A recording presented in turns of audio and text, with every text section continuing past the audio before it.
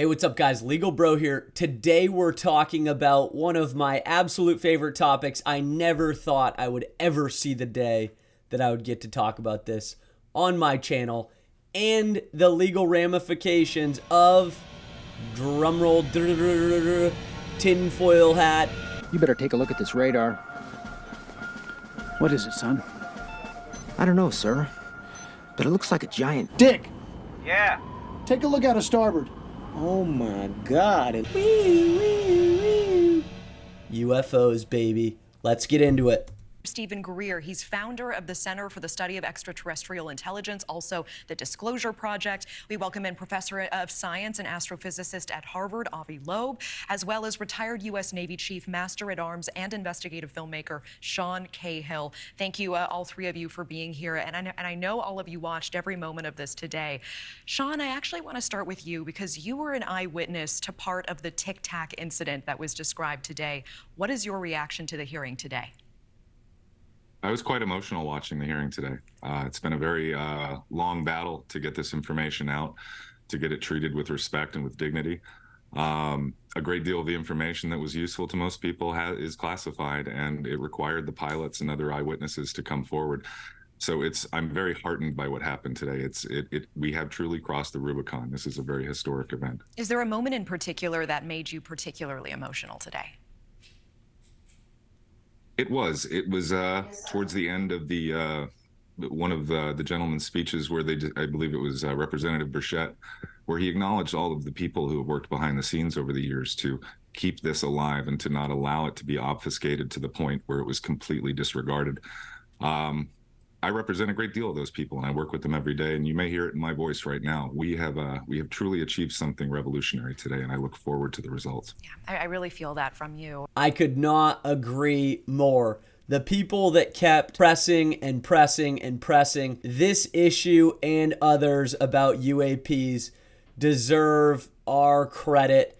We have tax dollars going to these programs where they are being kept behind closed doors from the American people, unlawful organizational activity at the private and governmental level where they are denying access to our executive and legislative branches of government and keeping all of this technology for their own gain. This is a serious, serious problem, and I am so glad that we finally got to flush out this issue. Greer, what stood out most to you today? Well, I think it's gratifying. You know, I've been briefing people like the CIA director for Bill Clinton since 1993 and been recommending hearings like this, open hearings. I will say there are a few points that need to be explored. One is Mr. Grush actually can speak about anything he found out about these projects because we can prove in a court of law that they've been run illegally. In other words, senior people in the White House, Pentagon, Congress, Senate Intelligence Committees that I've met with have been denied access. So therefore, the National Security Act is vitiated in terms of secrecy so long as those programs are being run illegally, and they are being run illegally. I can say. Wow. So essentially what Greer is saying is that because these types of programs are not being run within the confines of our Constitution and our senior and highest public officials are being denied access, they are actually illegal programs. So Grush and others can actually talk about them without violating any security clearance or running into any top secret issues. That's what Greer's talking about. We can talk about this and prove in a court of law that these programs are illegal.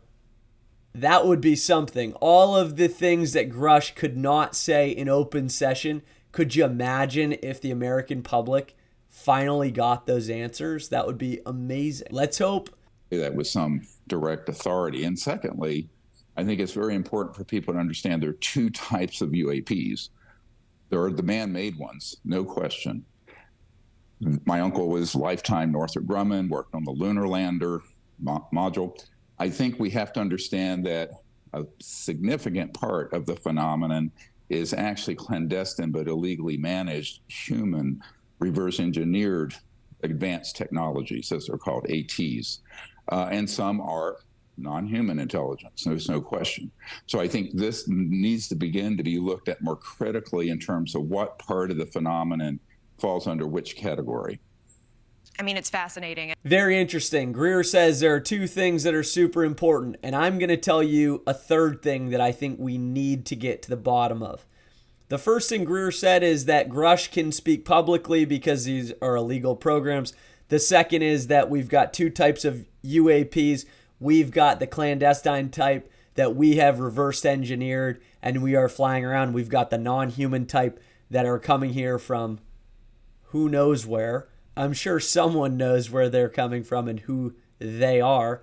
But the third thing that is critical that nobody has mentioned is the fact that during this UFO hearing, they acknowledged that most of these types of programs are actually funded by defrauding. I'm the reason why there's more fraud. I made a train. Our federal government. So we've got private companies that are inflating the prices of projects. So if a project is budgeted for, say, $500 million, but it really only costs $50 million, that extra $250 million spread is going, I'm sure after they grease the pockets of the bigwigs, is going to these private programs where they're funding reverse engineering and some of these shadowy programs, right?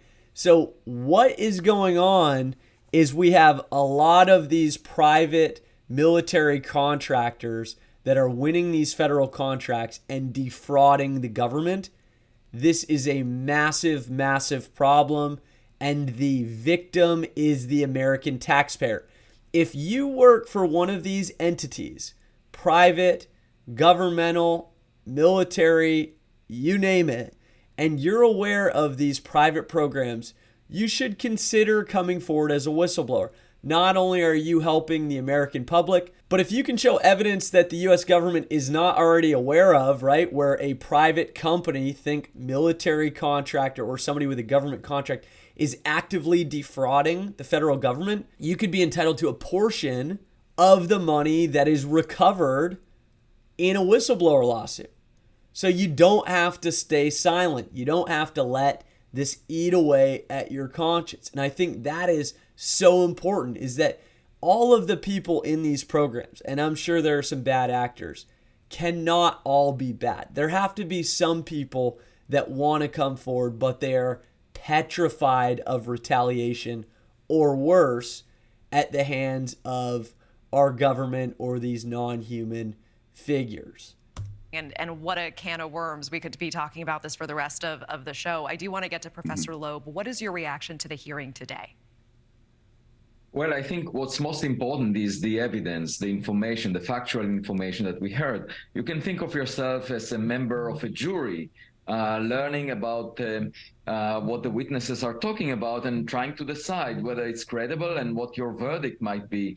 To me, the existence of materials and potentially objects that were retrieved by the US government is of greatest significance, because if it's true, this information should be shared with scientists. The government is not a scientific organization. The government should not hide the existence of neighbors in our cosmic environment. This is a subject that scientists should be engaged in, and in fact I am. The sky is not classified, the oceans are not classified. This has nothing to do with national security, because anything coming from thousands of light years away doesn't care about how we split the land on this rock. We need to know whether such a thing exists, and for us to figure it out, it should be a matter of science. So let's forget about people dealing with people, which was a lot of the discussion. What we need to worry about is, what do we have as material evidence? Let's look at it and study it scientifically. And I very much hope that I absolutely love it and agree completely. These private companies should not be keeping the American people in the dark. We deserve to know what's going on. Our scientific community deserves to be working on it and figuring out what these crafts are and what this technology is. My guess is that if we let the cat out of the bag, that we are not alone. What we know as religion may be at risk, what we know as capabilities in the universe and science and physics may be at risk.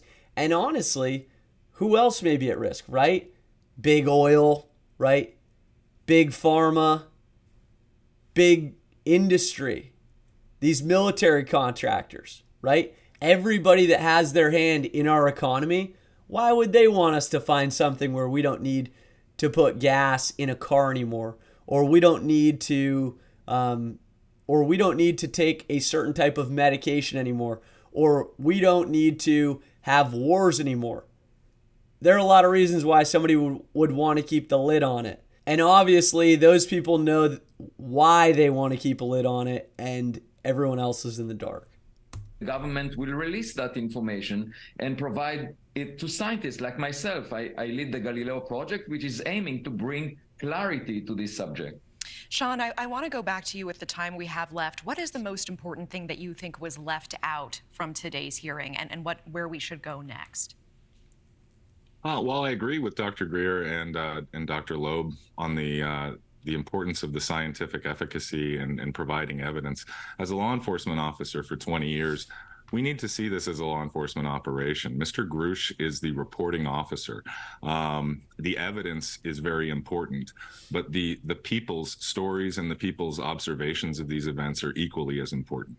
So marrying the technical data with the observational and anecdotal data will be the most important part of this going forward, I think.